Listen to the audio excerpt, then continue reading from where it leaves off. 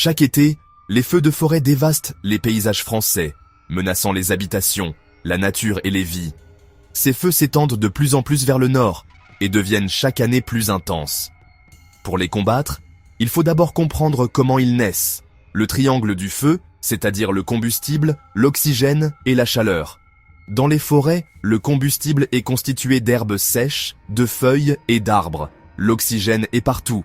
La chaleur provient de la foudre, mais surtout de l'activité humaine. Plus de 90% des incendies en France sont causés par l'homme, des cigarettes jetées sans précaution, des barbecues, des équipements agricoles ou même des actes de pyromanie. Une seule étincelle, dans des conditions estivales sèches, peut déclencher un désastre. L'étincelle initiale peut sembler inoffensive, mais elle peut rapidement se transformer en un brasier incontrôlable. Nos actions sont à la fois le problème et la solution.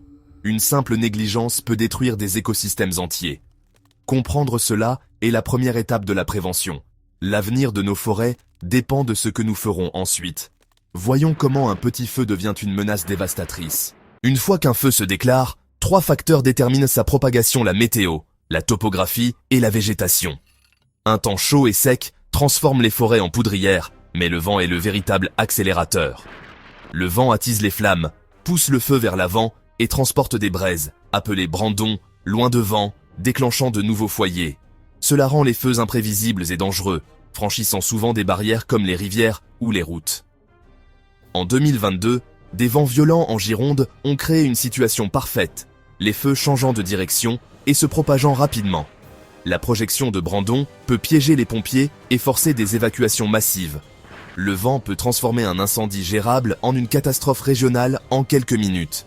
C'est pourquoi il est si difficile de prédire le comportement du feu. Comprendre le rôle du vent est crucial pour la prévention et la lutte contre les incendies. Ensuite, comment ripostons-nous lorsque les flammes deviennent incontrôlables? Lorsque les équipes au sol ne peuvent plus suivre, la France déploie sa flotte aérienne. Le Canadair, un hydravion, recueille environ 6000 litres d'eau et les largue directement sur le feu, 6 à 10 fois par heure. Le Dash 8 en transporte encore plus, souvent avec du retardant pour ralentir les flammes. Mais les avions ne peuvent pas voler par vent fort ou la nuit, et la flotte vieillissante de la France fait face à de nouveaux défis. Les drones jouent désormais un rôle vital, fournissant des images en temps réel et cartographiant les points chauds pour les pompiers. Ces yeux dans le ciel aident à diriger les ressources et à assurer la sécurité des équipes. Le soutien aérien est puissant, mais pas suffisant à lui seul. La vraie clé est d'arrêter les feux avant qu'ils ne commencent. La prévention est notre meilleure défense. Voyons comment nous pouvons tous contribuer à protéger nos forêts. La prévention est notre arme la plus puissante contre les feux de forêt. La gestion des forêts, incluant le débroussaillage et la création de pare-feux, réduit le combustible et ralentit les feux. Dans les zones à haut risque, le débroussaillage autour des habitations est une obligation légale, créant un espace de sécurité pour les pompiers. Les autorités publiques entretiennent les pare-feux et gèrent les forêts pour leur résilience. La plupart des feux sont causés par la négligence humaine. C'est pourquoi chacun doit suivre des règles simples. Pas de feu, de barbecue ou de feux d'artifice près des forêts en été. Les fumeurs ne doivent jamais jeter leurs mégots. Les outils qui produisent des étincelles doivent être utilisés loin de la végétation. Éliminez correctement les déchets verts et évitez de vous garer sur l'herbe sèche. Si vous repérez un feu, appelez immédiatement les services d'urgence. Une action rapide peut empêcher un petit feu de devenir un désastre. La prévention est la responsabilité de tous. Ensemble, nous pouvons faire la différence. En France, les feux de forêt ne sont pas seulement une question d'arbres secs et d'erreurs humaines. Au 7 août 2025, depuis le début de l'année, ce sont déjà plus de 36 000 hectares qui sont partis en fumée. Le pire incendie du XXIe siècle a eu lieu dans l'Aude, avec plus de 16 000 hectares brûlés. Ils sont profondément influencés par la météo. Quand les canicules estivales frappent, l'air devient étouffant et les forêts dangereusement sèches. Ces températures extrêmes transforment les feuilles, les branches et même le sol en un combustible parfait pour la moindre étincelle. Mais c'est le vent qui peut vraiment déchaîner le désastre. Le Mistral et la Tramontane, 2 vents régionaux puissants, sont tristement célèbres pour attiser les flammes à travers le paysage. Le Mistral rugit dans la vallée du Rhône, tandis que la Tramontane balaye le Languedoc et le Roussillon. Ces vents peuvent propulser un feu à une vitesse incroyable, le rendant presque impossible à prévoir ou à contenir pour les pompiers. Les étés récents ont montré à quel point cette combinaison peut être dangereuse. En 2022, des vagues de chaleur intenses et des vents incessants ont alimenté des incendies massifs en Gironde et dans le Var, forçant des milliers de personnes à évacuer et détruisant des milliers d'hectares de forêt. Les pompiers décrivent ces conditions comme parmi les plus difficiles qu'ils aient jamais rencontrées, des flammes se propageant plus vite que les véhicules ne peuvent de rouler.